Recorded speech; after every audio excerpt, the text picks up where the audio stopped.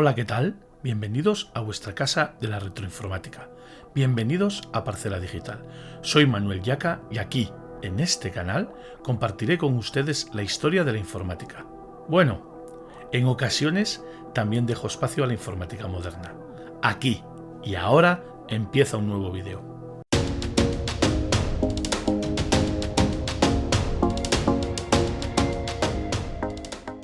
El objetivo de este vídeo es crear y mostrar la base de un sistema operativo retro, de un sistema operativo tal y como sería en los años 80. Un sistema operativo en modo texto, sin entorno gráfico, monotarea, monousuario y con un núcleo monolítico. Sería lo más parecido, por ejemplo, al famoso MS2 de los años 80. El sistema operativo va a ser de 16 bits y el hecho de indicar que va a ser un núcleo monolítico quiere decir que va a tener un único kernel que va a englobar toda la estructura principal de ese sistema operativo. Al no existir multitarea ni procesos especiales complejos, se puede integrar todo dentro de un núcleo. El sistema operativo que voy a mostrar en este vídeo lo he bautizado con el nombre de Retro 2, porque lo que intento es hacer una retrospectiva de cómo era la base de un sistema operativo en los años 80. Y he de confirmar o he de aclarar que el código fuente que aparece en esta imagen no está recogido ni reutilizado de ninguna parte. Lo he creado de cero y hacer algo que en principio parece sencillo, que no lo es, me ha llevado unas 2 semanas de programación y depuración a ratos libres. Ha llevado bastante tiempo, pero es un código que he creado específicamente para este vídeo que no existía antes. Si les está gustando este vídeo, pueden suscribirse al canal de YouTube de Parcela Digital para recibir notificaciones de próximas publicaciones. Antes de empezar a explorar en este vídeo este sistema operativo Retro 2, debemos de tener claros algunos conceptos. El primer concepto es distinguir entre los lenguajes de programación de bajo nivel, medio nivel o alto nivel. El lenguaje de programación de bajo nivel es el más complicado de programar, pero es el que te da acceso absolutamente a todo el hardware de la máquina. Es un lenguaje que se programa en binario directamente, algo que es realmente complejo para genios, o también se puede utilizar el ensamblador que recoge los comandos en mnemotécnicos. Entonces es más sencillo de programar que el código máquina, pero sigue siendo muy complicado de programar. En el lenguaje de bajo nivel se trabaja directamente contra el hardware. Por lo tanto, debemos de saber cómo es el procesado interno de la máquina, cómo funciona, qué es el microprocesador, cómo opera el microprocesador, qué son los registros, qué es el acceso a memoria. Hay que conocer la máquina a fondo. Y es una programación muy poco amigable, pero nos permite aprovechar al 100% los recursos de la máquina. Al final, las programaciones son muy extensas, pero los compilados finales son pequeños y muy rápidos en ejecución. Pero para hacer cualquier cosa, por pequeña que sea, incluso escribir un texto en pantalla, lleva una parte importante de código. Como ya he mencionado, dentro de los lenguajes de bajo nivel tenemos el código binario, código máquina, programar directamente el binario, ¿no? El ceros y unos, vamos a decir, por decirlo de una manera que se entienda rápido, y después está el ensamblador que utiliza mnemotécnicos. Después, los lenguajes de medio nivel están a caballo entre los de alto nivel y los de bajo nivel. Quiero decir que cuentan con estructuras de alto nivel, pero también cuentan con estructuras de bajo nivel. Pueden acceder de forma más cercana a ese ensamblador, a ese código binario, y dejan pozos o restos de lo que sería una programación a bajo nivel. Entre los lenguajes de bajo nivel tenemos, por ejemplo, el lenguaje C o el más moderno orientado a objetos, C++. Después están los lenguajes de alto nivel. Los lenguajes de alto nivel tienen muchas librerías intermedias para facilitar la programación. Es una programación mucho más humana. Es una programación que se aleja de lo que es la arquitectura de la máquina. Si bien con el lenguaje de bajo nivel tenemos que conocer muy bien cómo funciona la máquina por dentro, cómo es ese lenguaje de esa máquina, cómo es la estructura interna de ese hardware para entender y para poder programar, en el lenguaje de alto nivel no es necesario. La programación es más reducida en espacio, pero los ejecutables ocupan mucho más y son más lentos en ejecución. Los lenguajes de alto nivel son los más utilizados por la mayor parte de los desarrolladores de software, porque es una manera de programar, entre comillas fácil, porque la programación nunca es fácil, pero programar muchísimo más fácil que con un lenguaje de bajo nivel o con un lenguaje de medio nivel. Ahí, por ejemplo, tenemos el Java, por ejemplo, tenemos todo lo que es .NET, el C#, el Visual Basic. Hay muchísimos lenguajes de alto nivel que se utilizan a diario. Para crear un sistema operativo estilo Retro 2, estilo sistemas operativos en modo texto de los años 80, podemos recurrir en la parte más cercana a la máquina al lenguaje ensamblador, que sería lo más cómodo dentro de lo que se podría hacer, y en la que ya se aleja un poquito más podemos utilizar un lenguaje de medio nivel como el C. En el caso que nos ocupa, en este sistema operativo Retro 2, como vamos a hacer únicamente la base, vamos a recurrir al lenguaje de bajo nivel para hacer todo el desarrollo. En los tiempos que corren, en sistemas operativos de 64 bits, donde ya no se puede ejecutar ninguna aplicación de 16 bits, es realmente complicado hacer un código en lenguaje C y compilarlo. Es realmente difícil, hay que utilizar emuladores o hay que utilizar compiladores muy concretos y aún así dan muchos problemas. Por lo tanto, aunque parezca contraproducente, en lo que vamos a hacer hoy va a ser más sencillo hacerlo todo en lenguaje ensamblador que programar, por ejemplo, el bootloader en ensamblador y el shell o el kernel, el shell de comandos en lenguaje C. Lo vamos a hacer todo en ensamblador. Los diferentes módulos separados e independientes de un sistema operativo de 16 bits de los años 80, monousuario, monotarea y con un núcleo monolítico serían, primero, el bootloader, la parte más importante. Es la que permite que un ordenador que no tiene nada grabado en ninguna parte, ni en el disco duro ni en disquetera, pueda arrancar, que enciendas y tenga la base de arranque. La segunda parte del sistema operativo sería el kernel. Es el núcleo donde todos los servicios van a operar. El kernel es la relación del software con el hardware para ese sistema operativo. En tercer lugar, el sistema de archivos.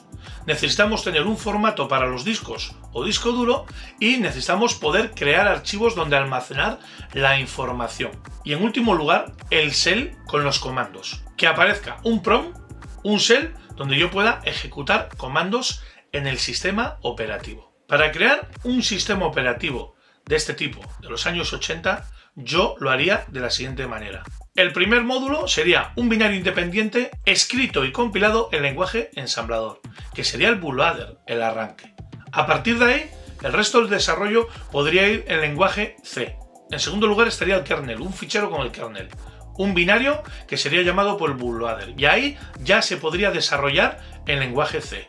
Y después tendríamos un file system que puede ser un fichero independiente, pero que al final va a ir compilado en el binario del kernel, porque es un sistema operativo monolítico, y después tendríamos el shell de comandos que podría ir en el mismo kernel. Para una sola persona, programar en lenguaje de bajo nivel y medio nivel toda la base de un sistema operativo le llevaría entre depuración, si se hace desde cero, le llevaría entre depuración, pruebas y ponerlo todo en marcha, dependiendo de la experiencia, le podría llevar mucho tiempo, estamos hablando de meses. Y hay que tener un conocimiento muy importante. En este caso, para este vídeo me voy a ceñir a la base. ¿Qué es lo que vamos a hacer en este vídeo? Vamos a crear el bootloader y lo vamos a hacer en ensamblador. Y posteriormente vamos a crear un kernel básico, un kernel que dé la bienvenida en pantalla, que ponga un prompt y me permita teclear comandos y pulsar intro, sin que haya ningún comando definido y sin sistema de archivos. Aunque esto parezca algo muy sencillo, a mí me ha llevado 2 semanas de depuración de errores y al haberlo escrito en lenguaje de bajo nivel, todo se complica. Hasta escribir una letra en pantalla. Y además tiene otra doble complejidad, que lo he hecho con herramientas modernas en un ordenador de 64 bits. Por lo tanto, eso siempre te da los problemas para crear binarios en ensamblador en 16 bits. Y más problemas da programar en lenguaje C para generar un binario de 16 bits. Para crear el sistema operativo Retro 2 utilizaré una serie de herramientas. En primer lugar, un editor de texto cualquiera para escribir el código en lenguaje ensamblador. En segundo lugar, un compilador de ensamblador. En este caso voy a utilizar el NASM. Con ese compilador voy a generar archivos binarios. En tercer lugar, utilizaré el QEMU para poder depurar y probar los binarios creados en lenguaje ensamblador. Y en último lugar, con un sencillo comando copy del MS2, crearé la imagen en disquete del sistema operativo Retro 2. Vamos a empezar por el código fuente del bootloader. Es este fichero que se llama bootloader.asm. Aquí tenemos la etiqueta que marca que es un binario de 16 bits y aquí empieza el lenguaje ensamblador. Este lenguaje de bajo nivel que es sumamente complicado y que para programar en él hay que conocer muy bien el hardware de la máquina y entender cómo funcionan los microprocesadores y el resto de componentes. En esta parte vamos a inicializar los segmentos que va a utilizar el bootloader y después vamos a mostrar el mensaje inicial. Para ello mueve este mensaje, que es el que vemos aquí abajo, cargando kernel, y llama a la función call print string, que sería esta, donde carga carácter a carácter en el registro adecuado.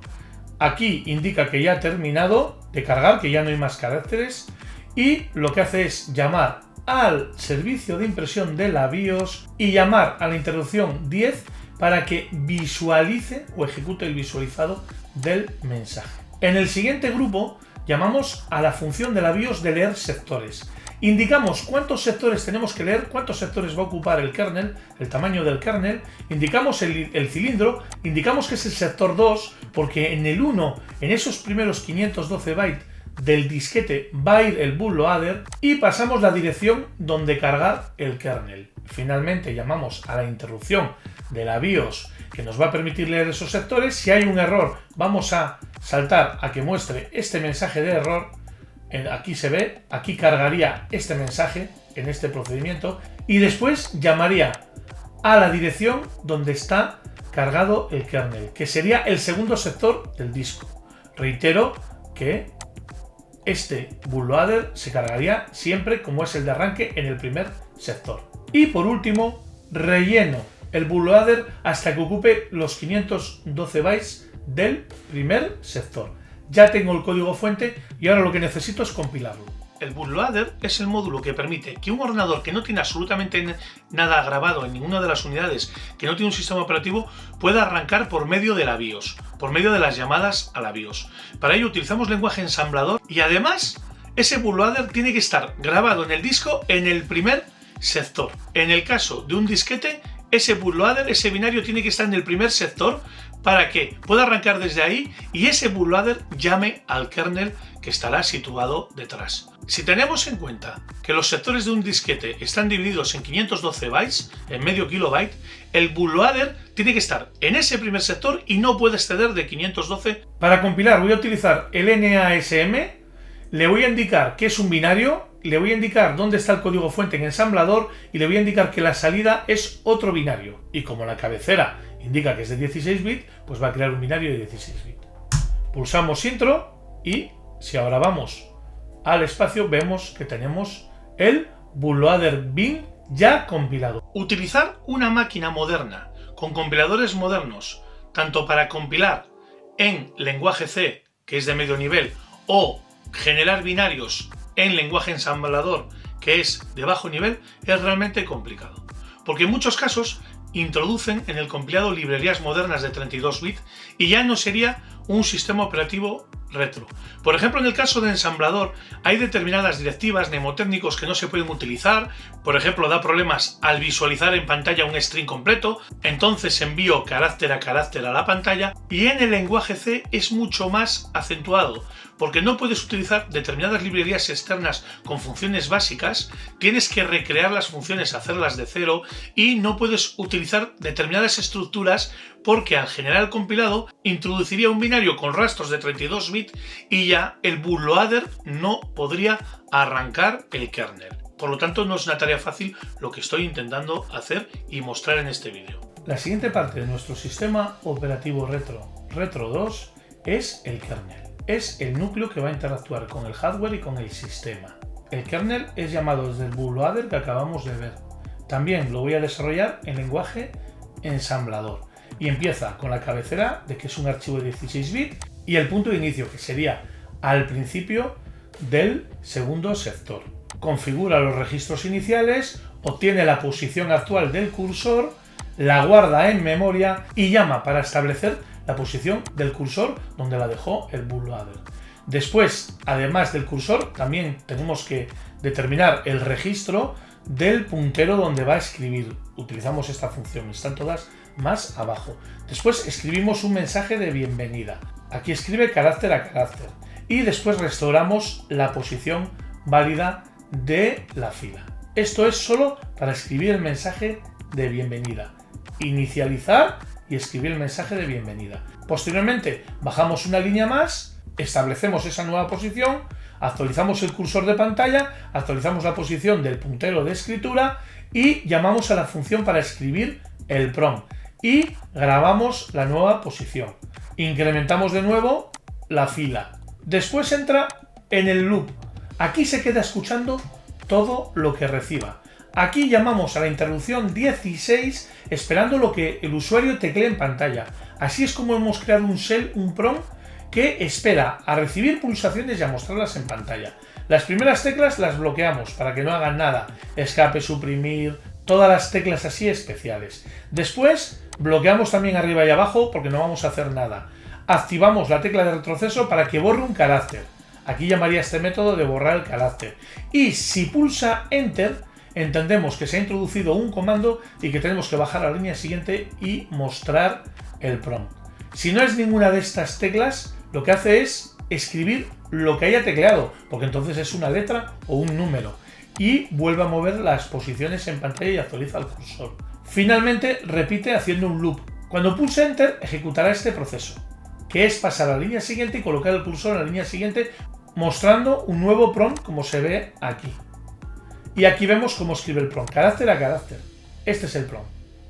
Y además determinamos que tiene que ser blanco sobre negro. El mensaje de bienvenida que escribió al principio va carácter a carácter también. Aquí lo vemos. Estamos moviendo a las rutinas básicas cada letra. Esta función, por ejemplo, la llama desde el shell principal cuando se pulsa la tecla retroceso. Lo que hace, por ejemplo, es comprobar que no está en la primera posición del prompt y si no está, llama a borrar izquierda y este método lo que hace es borrar la letra anterior, situar el cursor y el puntero en las posiciones correctas. Aquí en esta rutina es donde se detiene el sistema si se genera algún error en el código y aquí es donde se definen todas las variables que va a utilizar este kernel. Esta rutina es el loop, como ya he mencionado, es la más importante. Aquí se queda en bucle a la espera de lo que haga el usuario. Y en segundo lugar sería el Process Enter, donde recoge la pulsación del intro, que eso quiere decir que algo se ha introducido y quiere procesar el usuario. Aquí es donde ahora añadiríamos todos los comandos que quisiéramos que el sistema operativo pudiera ejecutar. Me he decantado en utilizar ensamblador en la parte del kernel que se podía hacer en lenguaje C, precisamente para intentar crear un binario de 16 bits más puro. En el lenguaje C es más complicado, pero desarrollar toda esta codificación en lenguaje ensamblador es muy compleja, porque tenemos que tener en cuenta o tenemos que tener claro que en lenguaje ensamblador nada está hecho. Hay que hacer el código hasta para escribir cada letra. Hay que hacer el código hasta para poder utilizar las flechas de izquierda a derecha para avanzar por lo que es el prompt. Y el hecho de utilizar ensamblador también lo complica. Cada letra que se pulsa hay que llamar una interrupción para capturarla y mostrarla en pantalla. Y después, si queremos habilitar el botón de borrado hacia atrás para borrar una letra escrita en el prompt, lo mismo. Si queremos habilitar para que se pueda escribir en el prompt y que al pulsar intro cambie una línea y vuelva a escribir un prompt nuevo en una posición concreta, todo eso se construye a mano, línea a línea, bit a bit, comando a comando. Esa es la complejidad del ensamblador, que es lo que vamos a ver en este código. Una vez que tengo el código fuente, igual que en el caso anterior, tengo que compilar y tengo que generar un fichero bin desde el kernel.asm. Y así, con este comando, ya está generado el bin que podemos comprobar aquí. Una vez que tenemos compilados los dos binarios, el bootloader.bin y el kernel.bin, comprobamos el tamaño. En este caso son 512 bytes exactos, así tiene que ser, ni más ni menos, porque esto va a ir en el primer sector, este va a ser el archivo de arranque del sistema operativo y el kernel bin comprobamos que tiene 508 bytes. Le falta 4 bytes para completar un sector de un disquete de 512 bytes. Esto es importante. ¿Por qué? Porque ahora vamos a crear la imagen. Vamos a crear la imagen de un disquete que se va a utilizar en el sistema para arrancar el sistema operativo, que se va a utilizar en un ordenador con unas características de un PC de los años 80. ¿Cómo creamos la imagen? Con un sencillo copy del propio CMD del Windows. Aquí le indico con el /y que si existe el fichero img destino que no me pida sobreescribir, que lo sobreescriba, y aquí le voy a indicar que son binarios planos. Por lo tanto le indico que me coja el fichero bootloader.bin y le sume el kernel.bin. Como el bootloader.bin ocupa 512 bytes, en la imagen van a ser los primeros 512 bytes, los del arranque, donde tiene que estar. Y después ocupará lo que ocupe este binario. Así creamos la imagen. Como el kernel ocupa 508 bytes, solo ocuparía un sector. Le faltarían 4 bytes hasta llegar a los 512 de un sector. Por lo tanto, hemos compilado el bootloader poniendo aquí que el kernel lo lea en el sector siguiente, uno solo. No necesita más. Si ocupara 2 kilobytes, por ejemplo, aquí necesitaríamos un 4. Tengo el bootloader preparado, tengo el kernel preparado y solo nos falta una cosa. Para evitar problemas en determinados sistemas, para que consideren la imagen como un disquete, deberíamos de completar el tamaño de la imagen hasta llegar a ser un múltiplo de 512 bytes, el tamaño de cada sector en un disquete. No tiene por qué dar problemas, pero puede dar problemas. Para ello vamos a utilizar también un comando concreto del CMD. Nos faltan 4 bytes para llegar a 1024 en el tamaño de la imagen y que ocupe 2 sectores completos, llenos los dos. Por ello creamos con el comando fsutil un fichero que se llamará padding.bin y que va a tener un tamaño de 4 bytes. Una vez creado, mediante el mismo comando copy /b de binario, podemos generar un fichero retro2-f de final, una imagen a la cual vamos a coger la imagen original y le vamos a sumar esos 4 bytes para que sea un múltiplo de 512. Ya estaría creado. Finalmente, lo que nos queda es probar la imagen, ver que funciona. Para ello utilizamos el probador QEMU, le indicamos que el formato es RAW, es un binario plano, le indicamos la ruta donde hemos generado la imagen, le indicamos que es un disquete y le indicamos que es de arranque. Y aquí habilitamos el monitor del QEMU por si hay errores que podamos depurar, qué es lo que hay en cada registro y cómo se está ejecutando. Pulsamos intro y lo que ha hecho es lo siguiente: ha hecho una emulación como si fuera una BIOS, esta versión, y ha arrancado desde la imagen. Ha arrancado bien, está diciendo aquí arrancando desde el floppy, ha cargado el kernel, esto es del bootloader, ha salido el mensaje de bienvenida, también es del bootloader, y del kernel ha arrancado el prompt, de tal manera que ahora me deja escribir, me deja pulsar intro y sale un nuevo comando, me deja borrar letras, me deja añadir letras. Ya tenemos la base, que es el arranque y el prompt básico del sistema operativo Retro 2 y ha funcionado en QEMU. Por lo tanto, la imagen está creada correctamente y los binarios también. Nuestro código funciona.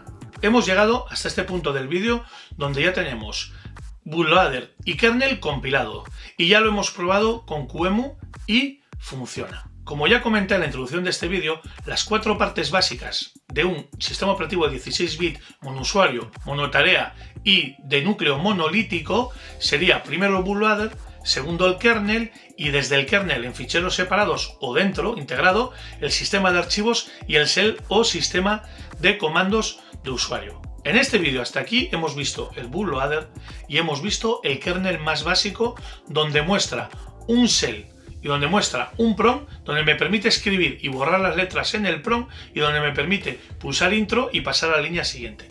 ¿Qué faltaría? Faltaría implementar el sistema de archivos, faltaría ir creando los comandos de usuario que se pueden ejecutar y hacer su código para que ejecuten lo que tengan que hacer. Y después faltaría también un poco desarrollar, pues por ejemplo al pulsar intro y llenar la pantalla que haga scroll, una serie de funciones. Pero eso en ensamblador, aparte de que es una tarea muy complicada, incluso lo sería en lenguaje C, llevaría mucho tiempo y hay que tener mucho conocimiento de la máquina. Como he dicho al principio de este vídeo, crear este código en lenguaje ensamblador, en código máquina, poder depurarlo y conseguir que funcione me ha llevado a ratos libres 2 semanas. No ha sido una tarea fácil, pero el objetivo está conseguido. Ahora solo quedaría seguir programando para hacer el resto de un sistema operativo básico, como en su momento, por ejemplo, fue el MS2 o PC2 1.0 del año 1981, o fue el Q2, que fue la base de lo que posteriormente sería el MS2. Pero el objetivo está logrado. En la web parceladigital.com, además de los videoblogs, también se comparten vídeos cortos, podcasts y artículos en texto donde se continúa recuperando la historia de la informática. Nos vemos en el próximo vídeo.